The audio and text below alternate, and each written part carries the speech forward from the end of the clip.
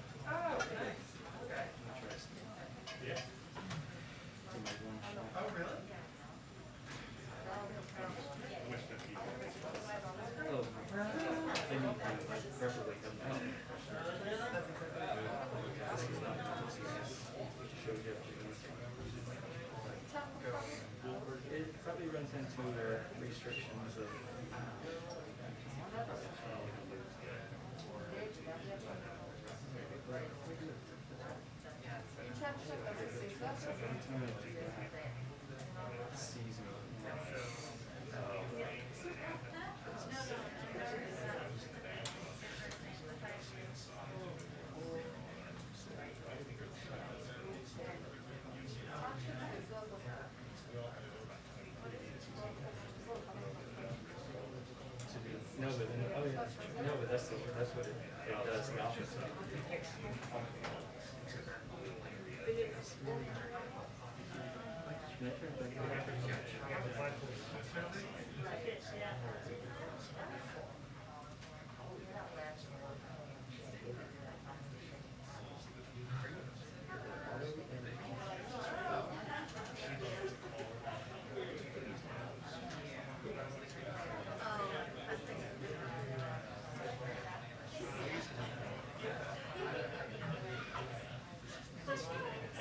Two-minute warning on press briefing. 2-minute warning on press briefing.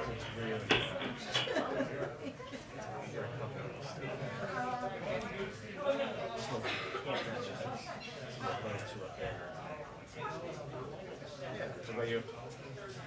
Families meeting in Mexico. Oh, nice.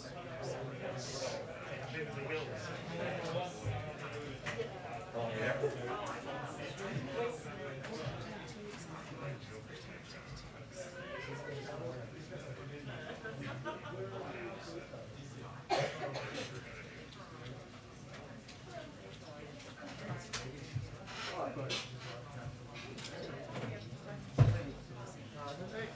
Jeff.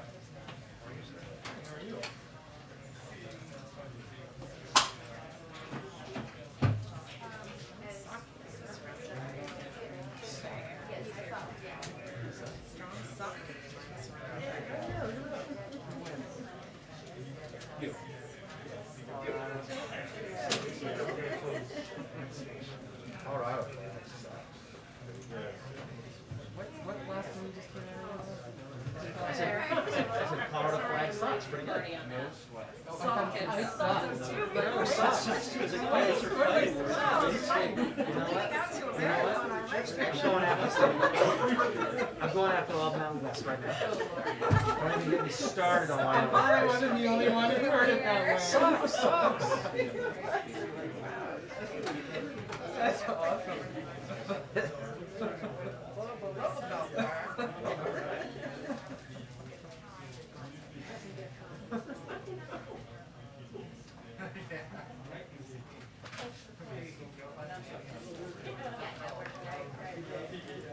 Hi, everyone. Okay. Happy Wednesday. I have a couple of notes for you at the top.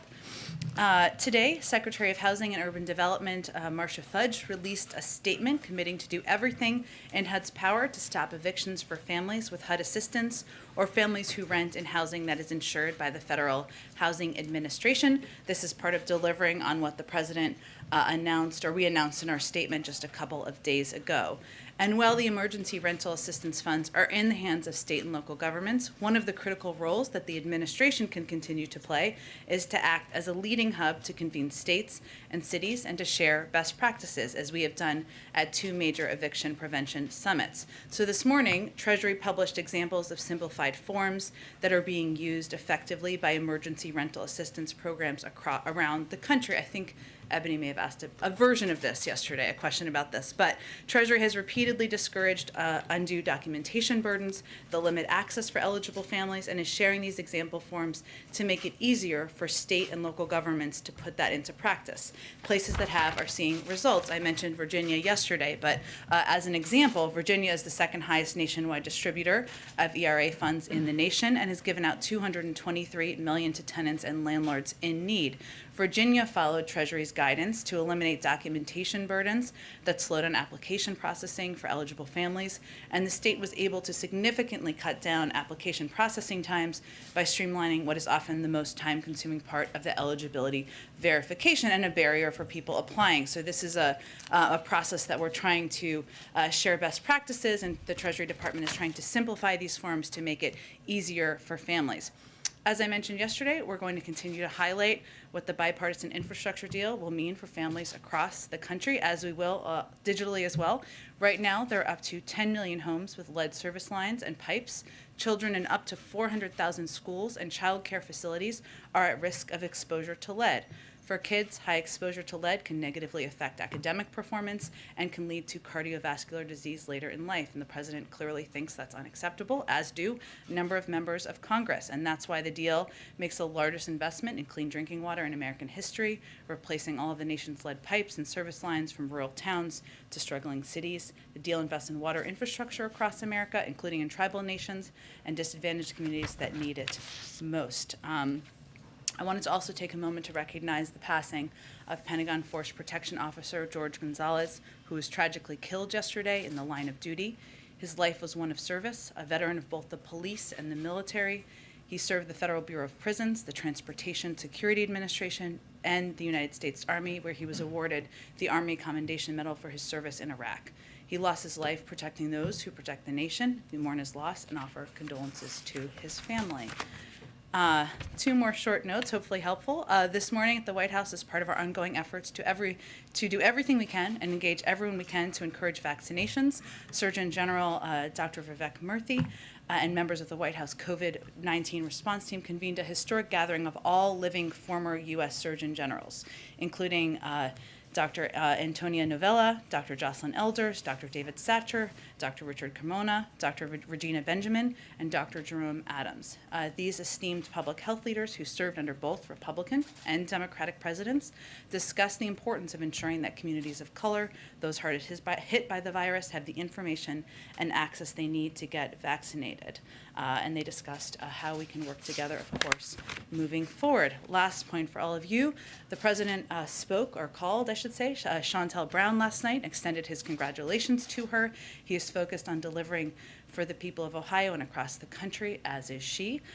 We know his agenda, including investing in our country's infrastructure, helping grow our economy, creating good-paying middle-class jobs, is broadly popular with the American people. He's laser-focused on delivering. More Democrats means more ability to deliver on that. I knew you were up way too early this morning based on my television. I've been waiting to do that joke all week. Here we are. Go ahead. I appreciate the point. Yeah, thank you. Few top questions all on the same topic, short Sure. ones perhaps. Yesterday, the president said Governor Cuomo should resign. The governor has not done so. Has the president called the governor? No, Has anyone from the White House called the governor or the governor's staff? not that I'm aware of. When was the last time the president and Governor Cuomo spoke? I would have to check on that. Okay, there's two more on this. If the governor refuses to resign, does the president want to see him impeached and removed from office? The president made clear yesterday that Governor Cuomo should resign, and I believe we should start with that. There's obviously a process that's going to proceed, and leaders in New York spoke to that yesterday. We'll leave it to them to speak to that, but the president believes Governor Cuomo should do the right thing, resign, and leave space for future leadership in New York. Okay. And then there's been a lot of discussion in here, including from the president in recent days, about the vital role that governors play in the nation's COVID response. In this period, while Governor Cuomo is still in office, does the president have confidence in him leading New York State's response to the pandemic? Well, I think, again, the president made clear, because of the abhorrent allegations that were made public yesterday, that it is time for Governor Cuomo to resign. At the same time, we do not want the people of New York to be impacted in a negative way as they're working to fight COVID. And we're going to continue to work with the administration in New York, with leaders in New York, to continue to fight COVID. That will continue, and obviously if leadership changes in the state, we will work with a different leader. Thank you, Jen. Go ahead. Thanks, Jen. Can you walk us through what changed from Monday to Tuesday when it comes to the eviction ban? On Monday, Gene Sperling stood here and said the CDC has been unable to find the legal authority for even new targeted eviction moratoriums. There are many people across the administration who said the same thing, and yet the CDC did just that yesterday. So what changed? Well, I think it's important to take a step back a little bit before that to Sunday when we were engaged, the administration, the White House was engaged directly with the CDC at the direction of the president to ask them to look into what legal options, if any existed, there were to extend the eviction moratorium. That process was underway for a couple of days. The announcement yesterday was a reflection of exactly that. And when we put out a statement on Monday, right before Jen Psaki came out to the briefing, right before we came out to talk with all of you, that also made clear in there that at that time, they had not yet found a legal pathway forward. What was announced yesterday was not an extension of the existing moratorium, which was, of course, national. It was a more limited moratorium that was going to be impacting and helping areas that were hardest hit by COVID. So different than the last moratorium. That was also reflected in the statement that we issued on Monday, that was the president's ask to look into a more limited moratorium. They did that. And yesterday's announcement was a reflection of that process. What's your message to progressives who say they're worried that President Biden's concerns about the constitutionality of this move will end up being a self-fulfilling prophecy and motivate opponents to go ahead and file suit now? Well, I would first say the president shares their desire, their commitment, and their interest in keeping renters and people in their homes. And that is exactly why he took the step of asking the CDC to look into what legal pathways forward there were. And yesterday's announcement was a reflection of that. We don't control the courts. We don't know what they will do. We are all aware of the Supreme Court decision at the end of June and what was outlined in their decision at the end of June. This is also going to be a temporary solution regardless, and longer-term solution will require legislative action. But his message to anyone who's been a passionate advocate is that he shares their concern. He shares their commitment. He wants renters to be able to stay in their home, and that's why we took this step over the last few days. And on one other topic, if you don't mind, I know that the president has asked the defense secretary to look into the possibility of making the COVID vaccine mandatory for service members, but according to the U.S. Code, it's actually the president who has to grant a waiver to the military to make vaccines mandatory. Has he granted that waiver yet? And if not, does he plan to do so? Well, the president's looking for a recommendation from the Secretary of Defense. That hasn't been made yet. And if and when that is made, I would expect he would respond accordingly. Go ahead, Kelly. The earlier moratorium used the same legal justification that the new one is using, which in layman's terms is about preventing the spread of disease if you evict people at a time of pandemic. So the only real difference is narrowing location, but the rationale is the same. So after the president was clear that it wasn't legal, Jen Psaki was clear that it wasn't legal, is this a roll the dice and see if it gets challenged position from an administration that may be doing something it knows is not on legal standing? Well, the president would not have supported moving forward with any action where he didn't feel there was legal standing and legal support. We obviously don't control what the courts do, and we have, of course, seen what the Supreme Court decided and how they ruled, which was not related to public health, as you well know, Kelly, and was related to the relationship between the landlord and the renter. But this is different in that it is more targeted. It is focused on counties with higher substantial case rates to protect renters, and CDC ultimately decided to adopt it. I would also note that the conditions have changed. The rise of the Delta variant, especially in communities where there are large numbers of unvaccinated individuals, where there are growing case numbers, is certainly something that has raised the alarm for us. It has raised the alarm for members of Congress, and it has certainly added to the need to take this additional step. We were in the event with Dr. Murthy earlier, and he talked about the likelihood that boosters would eventually be required. For Americans who are sort of taking it on themselves and trying to seek out a third shot, what is the administration's view of those who are trying to, self-boost, for lack of a better term? Well, I've never heard that term before, but it's interesting. Okay. I would say that what we've been conveying to officials around the country who have implemented this in some places is that this is not in alignment with the guidance of the public health of public health officials, whether that is the CDC or the FDA. And we are certainly in touch with local officials on that matter and conveying exactly that. We also, at the same time, are prepared if the FDA decides that they are going to recommend a booster. That is why we ordered the number of doses we did order several months ago, because we are like Boy Scouts and Girl Scouts and always want to be prepared. So we are prepared for that, but it is not what the FDA and the CDC are recommending, and we are conveying that directly to officials. Thank you, Jen. There's been a major push here recently to protect tenants from being evicted right now. Why isn't more being done to help the landlords who are struggling to pay their bills because they're not being paid? Well, actually, the landlords can benefit from exactly the same emergency rental assistance that renters can benefit from. But right now, as we understand it, many states are not distributing that money. The Washington Post says that this measure could drive thousands of minor landlords to bankruptcy. Well, that's exactly why, and I'm happy to have you as a partner in this effort.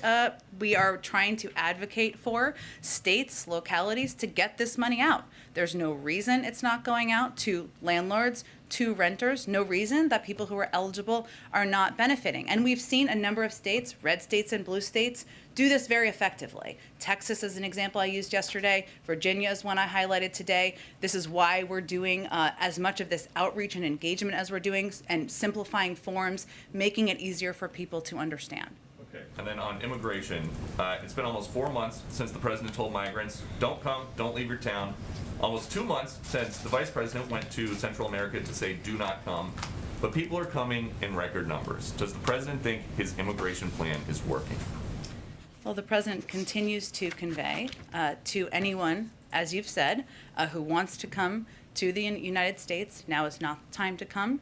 It is not the time to come and try to go through irregular migration. We want to have an effective process where you can apply for asylum, where you can apply for legal status. We have increased our investment in areas like the Central American Minors Program, allowing people to apply from within country so they are not making that dangerous trip. There's more that needs to be done. We've also instituted a number of additional steps recently, including expedited removals to move people out of the country more quickly. But we're still at work on and improving a process and improving a system that was very broken when we took office. So the message to migrants is the same, even though they are coming at 21-year high, 210,000 encounters at the border last month. And I would also note the number of people who were removed from the border, which is an important part of the context, which is almost half of that number. But he's saying don't come, and they're coming. Well, there are a number of factors, as you all know, that are happening in these countries, and we're working to address those as well. And the vice president is leading those efforts. We don't expect that to be a switch, but addressing root causes in these countries, corruption, economic downturn, people are fleeing a range of challenges, persecution, those are issues we need to address at the same time. Go ahead. Sort of a housekeeping question. Sure. Given the status of COVID and the Delta variant, what is the status on the permanent pick for an FDA commissioner? I don't have an update for you. Obviously, the president would love to have a permanent pick in place and wants to nominate the right person, but I don't have an update on the timeline for that. What's taking so long? He's not going to get it. He's not going to expedite it if he has not identified the right person to nominate quite yet. And on the Governor Cuomo issue, if this is potentially such a stain on the party, the president as the leader of this party, why not pick up the phone and ask him to resign at this point? I think the president was pretty clear publicly. He asked him to resign yesterday. No plans to call him, though? I don't have any, no plans to call him to preview, no. Go ahead, Jeff. Jen, sort of picking up on Kelly's question, the WHO today called on countries basically to put a halt on booster shots of the COVID vaccine. I know that's not the policy yet of the United States, but it does appear as though we're moving in that direction, at least for people who are immunocompromised. What's the White House reaction to his call to put that off until at least the end of September so that poorer countries can get more vaccine? Well, Jeff, we feel that it's a false choice and that we can do both. We announced just yesterday that we hit an important milestone of over 110 million vaccines donated to the world. That is more than any other country has shared combined. We also made clear that that is the beginning, and we also started to donate the 500 million doses of Pfizer we've purchased. We will start to donate those later this month. So we've taken action on the global level far more than any country around the world. We're asking the global community to also step up. We saw some action at the G7, more needs to happen. But we believe we can do both. We also, in this country, have enough supply to ensure that every American has access to a vaccine. We will have enough supply to ensure if the FDA decides that boosters are recommended for a portion of the population, to provide those as well. We believe we can do both, and we don't need to make that choice. All right. Dennis, thank you. On a separate topic, is the White House tracking the case of the Belarus Olympian who was forced to go to the airport and then ended up going to Austria instead of back to her own country? And is the U.S. providing any assistance to her or anyone else on the Belarusian team? We are aware of the case. I would have to check if there's direct assistance. The State Department may be the best source for that, but I will check with them and see if there's anything to provide to all of you. Go ahead, Phil. Who inside the administration signed off on the legality of what the CDC proposed yesterday? Is that the CDC's lawyers, Justice Department? The CDC's lawyers, as well as our counsel's office. Yes, I'm not aware of the Department of Justice's engagement, but of course that might make sense. I would have to check on that. And then, the president alluded yesterday to, look, if this gets struck down in court, if nothing else, it buys time for the federal funds on the state level to be kicked out and dispersed. How much of that was a driving force behind the decision to move forward with this? That, look, we need to figure out some way to buy time as states figure this out. Let's just go ahead with this.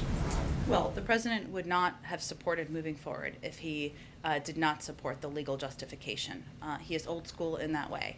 But I would tell you that regardless of what is decided by any court, if anything is decided by any court, this is not a permanent solution. It is extended through the beginning of October. And I think you've seen that recognition by a range of members of Congress and leaders and advocates who have been so passionately talking about the need to extend the eviction moratorium. It would require legislative action. The other piece of this that I know we keep talking about, but is really a solution here, and that's why we keep talking about it, is getting this money out to states and localities. This is really about money, right, and funding. And all these states and localities have money to extend the moratorium in their states by a month or 2 months. There have been challenges that are understandable, including the fact that there's no federal infrastructure for distributing this money. The states are doing it on their own. There are challenges where even well-meaning landlords and others are trying to figure out how to accept applications. We're working through those challenges, but that is a solution for the short term, and that's why we've talked about it and why we've spent so much time investing in that as well. And then just one more quick one. The president was very sharp with kind of his perspective on Republican governors who put block, specific potential public health options. It echoed something you'd said yesterday, a very sharp tone, either deal with it or move out of the way. Is that an intentional shift? What's driving kind of a very sharp tone in regards to these specific actions by Republican governors?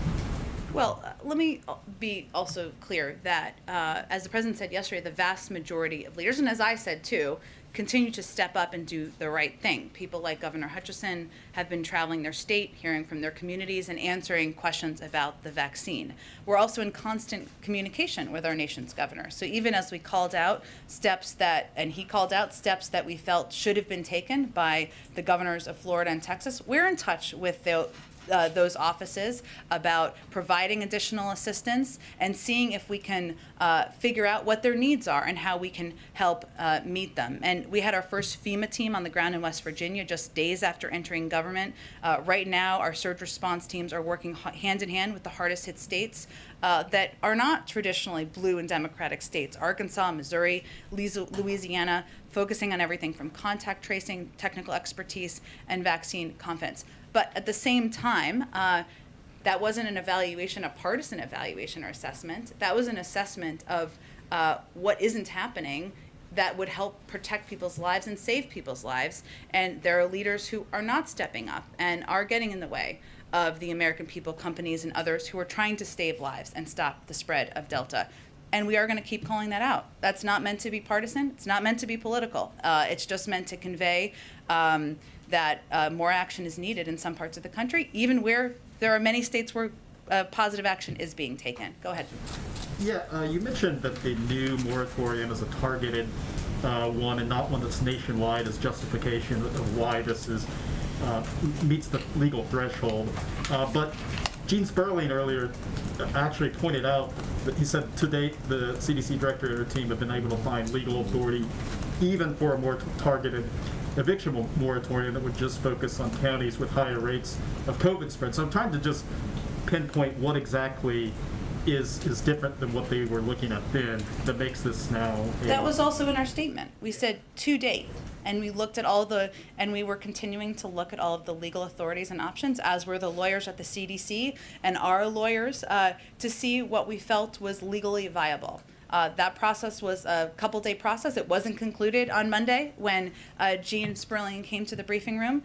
Yesterday, it concluded, and of course, they made the announcement as a result. And then one more question. What is the White House doing to push forward the nomination of David Shipman at ATF? The vote could hinge on the vote of Senator Angus King in Maine, who has been pushed by both local Maine sportsman groups and national gun rights advocates. Has the White House reached out specifically to Senator King on this issue? And is the White House fully committed to Shipman, or might it go with a different nominee at some point? Well, I'm not going to read out private conversations with members of Congress, but I will tell you that we knew this wouldn't be easy.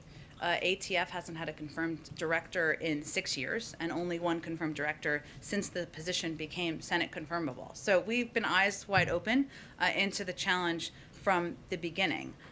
But we are disappointed by the fact that many Republicans are moving in lockstep to try to hold up his nomination and handcuff the chief federal law enforcement agency tasked with fighting gun crimes. It speaks volumes to their complete refusal to tackle the spike in crime we've seen over the last 18 months. This is someone who has 25 years in distinguished service to our country as an ATF agent. He has the exact set of skills and experience we need to revitalize the Bureau's work to crack down on gun trafficking and keep guns out of the hands of criminals. So certainly, yes, we stand by his strong qualifications and nomination. I'm just going to jump around and I'll come back. Okay, go ahead in the middle, Go ahead. Question. Sorry. Go ahead right there in the middle, Yeah. I'm trying to get to people I haven't gotten to. Thank you, I appreciate it. Oh, okay. And then right in front of you. Go ahead. I'm sorry. Go ahead. You're good. It's fine. We can do everyone. On infrastructure, when you talk to local officials about this, they're really excited about the possibilities of what might happen, but they can't say with any certainty what they're actually going to receive and what they're actually going to be able to do. So as this bill advances, what would you say to folks who are wondering how much of these big pots of money are actually coming to our community, and how quickly, assuming it passes, might they find out and see those benefits? Sure. Well, one, we have put out state-by-state fact sheets, and if different businesses or communities haven't seen those, we're happy to provide them. It is true that, as is true with any piece of legislation, there are components of the project funding that would be through grants and some through applications where communities will have to apply for funding. Obviously, it would be in our interest to get that going as quickly as possible, and the Department of Transportation and others will implement that. But we have been pretty clear about benefits that will help every community. Replacing lead pipes, making sure people have access to broadband, making a historic investment in climate.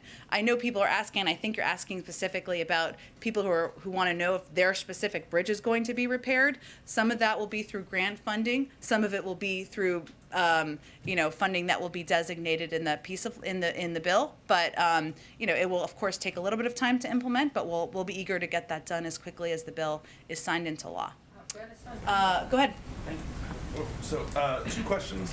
One about gun violence, and you just alluded to efforts to combat gun violence. The White House has recently touted these strike forces that are going into a few cities to help combat that. Are there any plans to expand that? Kansas City, for example, has had 91 homicides this year, most of them gun-related. And how do these DOJ efforts differ from the ones that were going on in the Trump administration when there was a lot of ballyhooed effort about going into cities to fight crime? Well, I'm not as familiar, nor can I speak to the Trump administration efforts. What I can tell you is that the Department of Justice identified these 5 or 6 cities where our officials from our team who are experts could work in lockstep to help crack down on gun trafficking and preventing guns from getting into the hands of people who shouldn't have them. And we will see. It's early stages of the process. We will see what the success looks like. We're quite hopeful. In terms of whether they have intention or plans to expand, I would point you to the Department of Justice and see what they have to say about that. Question on evictions is, what role did Congresswoman Bush's protests play? A number of Democratic leaders were giving her a lot of credit for raising the issue. I know the Vice President spoke to her Monday. What role did that play in the ultimate decision of the White House to move forward with the new order? Well, I don't think anyone could hear Congresswoman Bush's own personal story and experience and see her advocacy and her passion and not be moved by that. I know a number of members of Congress were moved by that as well. What I will tell you is that the president had a number of calls with Speaker Pelosi over the weekend. Her advocacy, her commitment to looking to see, kicking every tire, just to go back to the analogy of yesterday, to see what was possible is something that was certainly impactful and influential with the president. But I would just reiterate that the president called for the extension of the moratorium back in January. CDC extended it 3 times. We also have spoken to this over the course of the past several months, and we've been in close touch with a range of members of Congress. So absolutely, the passion, the advocacy of a number of members is something that I think everybody watched closely, but I think it's important to note that we all shared the same objective and have from the beginning. Go ahead. Thank you, Jen. Thank you. Thank you. It's been a while, so I'm hoping to ask you 2 questions, if Okay. that's all right. First about the coronavirus pandemic, and then about a follow-up to Governor Cuomo, the report on him.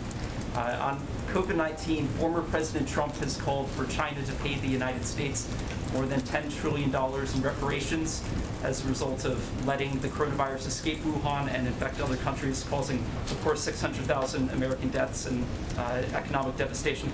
President Biden hasn't called for reparations from China. Does he support them? Does he think that China should pay us financially for what it has allowed to spread? Our policy hasn't changed. So is he open to? Did you have another question? Yes. In a follow-up to the report on Governor Cuomo's sexual harassment, a lot of men in politics have been accused of sexual harassment. President Biden was accused by female Secret Service agents of skinny dipping in front of them, offending them, according to former Washington Post reporter Ronald Kessler, who's an author as well. His former Senate aide Tara Reid accused him of sexual assault. The Washington Post and the New York Times have published multiple accounts of women who objected to the way President Biden touched them. Should there be an independent investigation of allegations into the president as there was into Governor Cuomo? Well, first I would say the president has been clear and outspoken about the importance of women being respected and having their voices heard and being allowed to tell their stories and people treating them with respect. That has long been his policy, continues to be his policy. That was heavily litigated during the campaign. I understand you're eager to come back to it, but I don't have anything further other than to repeat that he has called for the governor to resign. Go ahead. Given when the Senate passed bipartisan infrastructure deal, would President Biden like to see the House come immediately back into session, or is he okay waiting until the recess ends at the beginning of next month? He certainly is going to be guided and be talking regularly with Speaker Pelosi about what she recommends and what she thinks the best path forward looks like. And you guys have said you guys are not going to return to lockdowns. Now, is that based just on current COVID conditions, or Dr. Fauci today in an interview warned that he is worried about a potentially worse variant that could more affect vaccinated people? So is the guidance on lockdowns just based on current conditions, or is that just and could change, or is it forever more? Are there not going to be lockdowns? Well, I think Dr. Fauci and Dr. Collins have both spoken to this in recent days, and what they have conveyed and what it's based on is the fact that we have made a significant amount of progress in the past 6 months, even as we are fighting the Delta variant, the most transmissible variant we have seen. And that includes 70% of the American people getting their first shot, more than 162 million Americans at this point.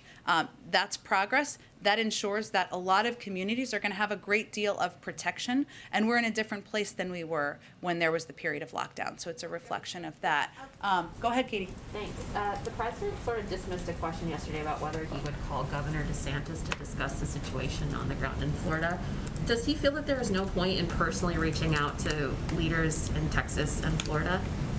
Well, I think just to give you an understanding of how this works, our team, led by COVID coordinator Jeff Zients, is in touch with all of the governors, and we are working closely with the Florida public health officials and the governor's team to see if we can send a team down there to help address their needs. So that is ongoing. It doesn't mean we aren't going to call out when we think there's more steps that can be taken, but that's an ongoing process, and we're hopeful about making progress there moving forward. Okay, and the president had a meeting earlier today about preventing future pandemics. Can you give us a readout on what he heard or discussed, and what's the administration learning about that issue? Well, I think the president's view is that even as we're fighting the pandemic and we're continuing to fight it, we need to do everything we can to prepare for future pandemics. That means making sure we have the funding we need, and we're headed toward a historic number in this infrastructure bill on that front, but also making sure that he engages with our nation's top scientists and experts, and Dr. Lander is certainly one of them, about how we should prepare, how we should think about preparing. So it is part of an ongoing discussion and ongoing focus that we can't keep our eye off of that even as we're fighting the current pandemic. Does the president feel strongly that that funding should be preserved in the reconciliation package? He feels confident there's going to be a historic amount of funding in the reconciliation package, and is pleased to see that. Afghanistan. Go ahead. To go back to Cori Bush for a second, can I just confirm or ask, did the president himself personally ever speak with Representative Bush? I don't believe so, no. Okay. And in terms of vaccines, what does the White House or what does the administration intend to do to get other countries to step up and meet some of those vaccine sharing goals? Well, as you know, it was a part of the discussion at the G7, and there was a significant announcement made by G7 countries about their contribution to the global effort. That's an important step forward. But I think you've also seen international public health experts convey that we're going to need 10 billion, 11 billion more doses than we currently have in the global community. So I think our effort is going to be continuing to make this a front and center discussion at global engagements, at global meetings, whether it's UNGA or the G20 or meetings we'll have in the future, because it is going to require all of the richest countries in the world, including the United States, to step up, to increase vaccine donations, to increase manufacturing capacity. So I think it's more about making it front and center in the global agenda, which the president's indicating he will intend to do, continue to do moving forward. Go ahead, Nancy.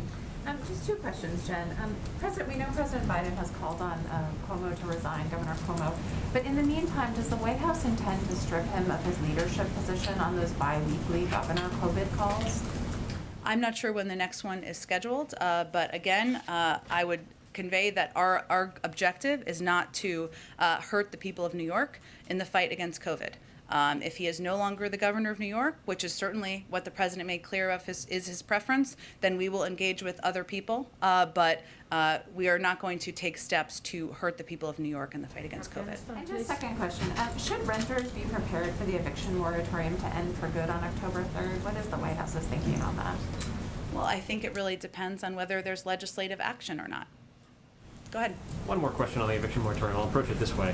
The president may support the legal justification, but he also publicly gave voice to doubts about the constitutionality. What's the White House's message then to Americans who heard what happened yesterday, heard what was said at this podium on Monday, can't square the two, and are now disappointed that the president is signaling that he doesn't respect the rule of law? I'm not sure there are Americans evaluating it to that degree. Maybe there are some you have talked to. I don't know. What the president has, his message to the American people, especially those who are concerned about losing their homes, being kicked out of their homes, is that he's going to do everything in his power to make sure they can stay in their homes as long as possible. That is not just an extension of the eviction moratorium, which obviously a step was taken yesterday. It is also about using every tool at our disposal to get this money out. Again, states have the funding to extend the eviction moratorium in their own states. That's because there was funding in the American Rescue Plan to get that done. So that includes asking his team, members of his cabinet, whether it's Secretary Fudge, who obviously made an announcement today, or the Department of Treasury, who made an announcement about the simplification of forms, that this is a priority, that they are to use all resources at their disposal to make sure they're communicating with Americans, that we are making it easy to get this funding out, because that's the overall objective. The overall objective is not about one tool. It is about keeping people in their homes. That's the goal. But the president's a lawyer, spent 36 years in the Senate, was chairman of the Senate Judiciary Committee, 8 years as vice president, half a year as president. He speaks often about democracy versus autocracy. He's issuing or overseeing this order from the CDC in the face of doubts about its constitutionality, which he seemed to echo yesterday. There's no inconsistency here. The president is, I mean, there are many people out there who say that the president is essentially not giving voice to the ethic that he campaigned on. He didn't call Congress back. He asked Congress to act. It didn't. How do you square all that? You know I'm going to ask you who's saying that. Well, there are plenty of people who are saying it. They are not just Republicans.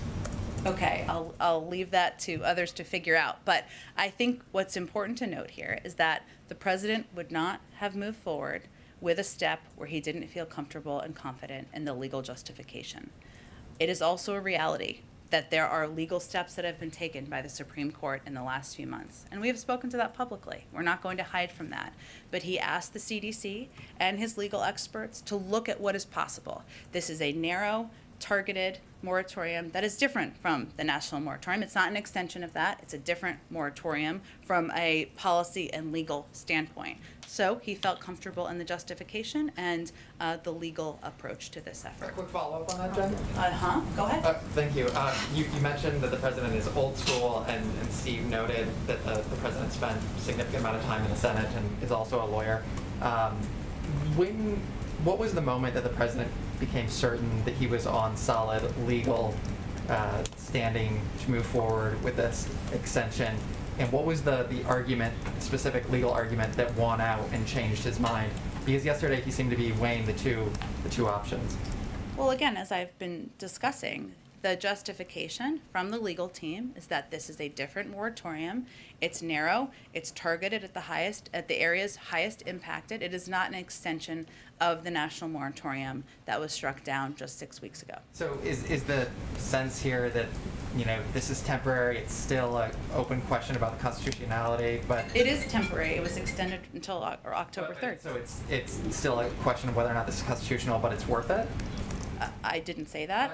Is that the He sentiment? would not have advocated for and supported moving forward with something if he was not comfortable with the legal justification. Let me just go around. Go ahead to the middle here. Yeah, thanks, Jen. Two quick questions. First, I was hoping you could preview a little bit the president's meeting tomorrow with AAPI leaders. I'm just curious what they'll be discussing and why you chose to invite them to the White House. Absolutely. Well, I should have more of a preview for you, but I will tell you that the president looks forward to meeting with leaders of the AAPI community tomorrow. They will discuss a range of topics, including, of course, economic investment, the fight against COVID, voting rights, which is certainly an issue that is of great importance to a range of communities who have been quite active on this issue. And obviously, continuing discrimination that members of the AAPI community experience. We've also proud of the number of nominees from the AAPI community that we have put forward for a range of important jobs in the administration. But those are some of the topics on his agenda, and I'm sure they'll come ready with a number of topics they also want to discuss. Quickly, just on COVID. Yeah. The president yesterday was asked whether he thinks more cities and states should follow New York City's lead and institute rules, essentially requiring people to have been vaccinated to go to restaurants and stuff like that. And he said, I do, but then he later seemed to suggest maybe it should fall more on those businesses.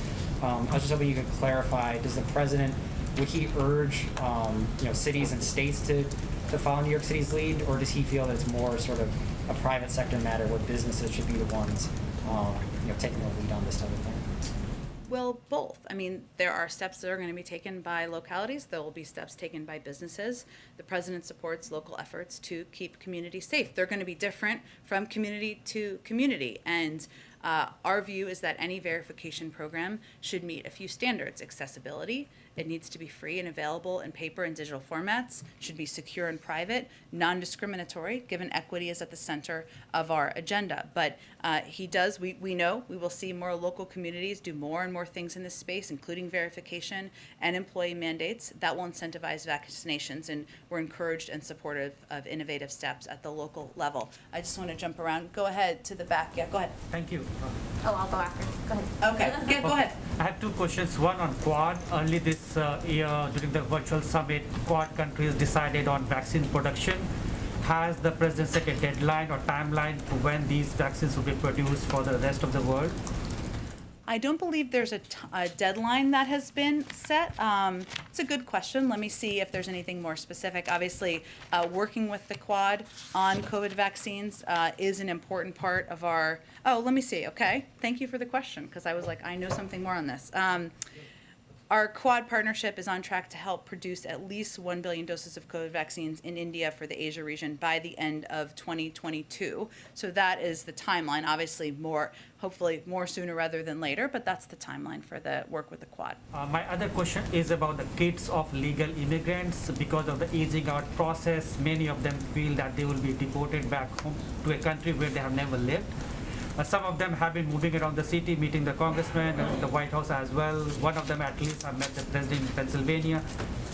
Has the president given any assurance to these kids that instead of focusing on their studies, they are now right now focusing on the future? For DACA recipients or? The legal immigrants, kids of legal immigrants, not the DACA recipients. Yeah. Because the aging out process, they might be forced to go back. Sure, it's a great question. I'll have to check, obviously, taking steps to ensure we are providing a legal pathway to citizenship, and especially for kids who came into this country, as you referenced, innocently with their family members. But I will see if there's anything new to report on that front. Go ahead in the back. I wanted to ask about a different moratorium, the payments of student loans. That expires at the end of September. What is the White House doing at this point to get ready for that date and figure out next steps? I don't have any preview for you on what determination will be made on that front. Do you have any information on how you're preparing? I mean, we got to the point of the moratorium that we've been talking about earlier where we're at the date. Yep. What are you doing between now and that date? We are certainly well aware of the date, well aware of the impact, but I don't have anything to preview in terms of a decision. And I wanted to ask one more question about the Justice Department. The slot for Solicitor General is still open with the Supreme Court first session ending several months ago at this point and going into some cases that I'm sure the administration really cares about. Where are you at on picking someone, and what are you doing to get ready for that? I don't have anything to preview for you on any personnel announcements or decisions. Thank you. Go ahead, Shelby. Thanks. I wanted to ask about a Harris poll released this week that indicates the majority of Americans believe the worst of the pandemic is still ahead. And this is a big change from a few weeks ago. And so this is despite, as you said, 70% of Americans being vaccinated and CDC data showing that the vaccine is protecting vaccinated Americans from serious illness.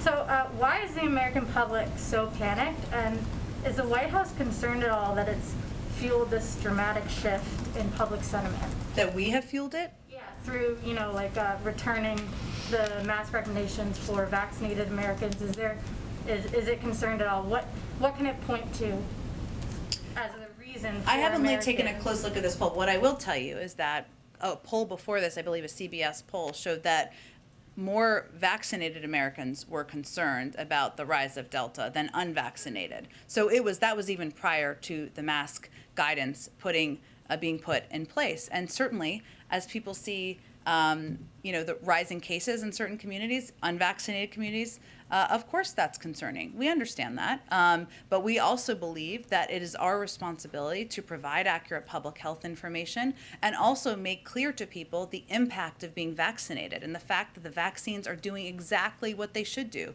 which is protect the vast majority of people from serious illness and hospitalization. But yes, we know that it is a challenge, and fighting a pandemic and communicating about it is a challenge. But certainly that's why we do as many briefings as we do, why we come out here every day as we do, and why we'll continue to allow our public health guidance to be in the lead. Go ahead. Yeah, on infrastructure, the House Speaker is still saying that the reconciliation bill and the infrastructure bill should be connected. Which bill would the president like to see on his desk first, the bipartisan infrastructure bill or the reconciliation bill?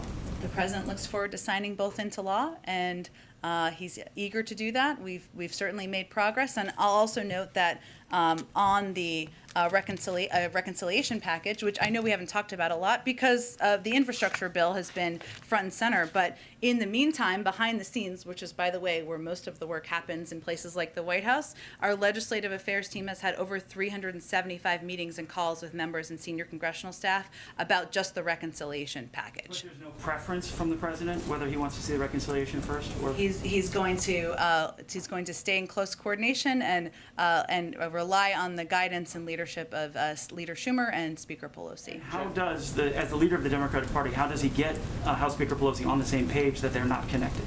Well, again, I think the president's been clear that he wants to sign both into law.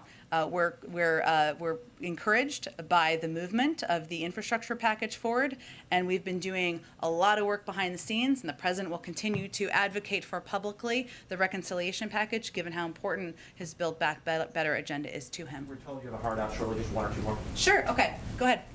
The president made an announcement on Lebanon recovery today. Can you outline that for us? Sure. And also give us a sense, given the fact this is the one-year anniversary of that blast that devastated Beirut, how important is Lebanon's political and economic stability to the United States, given the crisis it's in right now? Absolutely. It's very important. On behalf of the country, the president sent his deepest condolences to all those who were injured, lost loved ones, and still struggle to recover from the trauma from the catastrophic explosion at the port of Beirut 1 year ago. Today, we actually did a video from him that we're happy to provide to anyone who is interested. We also recognize that the people of Lebanon have suffered more over the past year because of avoidable political and economic crises. So what we announced today is nearly $100 million in new humanitarian assistance. That is on top of the almost $560 million in humanitarian aid that we have provided to Lebanon over the last 2 years. We recognize the important role Lebanon has played in the region, as you referenced, and also their role in hosting over 1 million Syrian refugees for a number of years. And we're quite proud of our longstanding support for the Lebanese people, and the president urges his fellow leaders in capitals around the world to also step up their support for the Lebanese people. No amount of outside assistance, of course, will be enough to repair the pain from the blast just last year. Okay, Nikki, go ahead. Great. Are there any plans for the president to hold a press conference before he goes to the beach? I expect he might take some questions at some point, but no plans for a formal press conference. We've got a lot going on here, as you all know. And then also, any chance that Team USA might be visiting post-Olympics? I hope so. They're invited. I'm inviting them here to my house, anywhere you want to come. I hope so. I have nothing I don't have anything on the schedule, but certainly that's a tradition, and the president is probably as obsessed with the Olympics as I am, if not more, so I expect there will be an invitation at some point. I think we have to wrap it up. Thank you, everyone. Have a great day. See you tomorrow.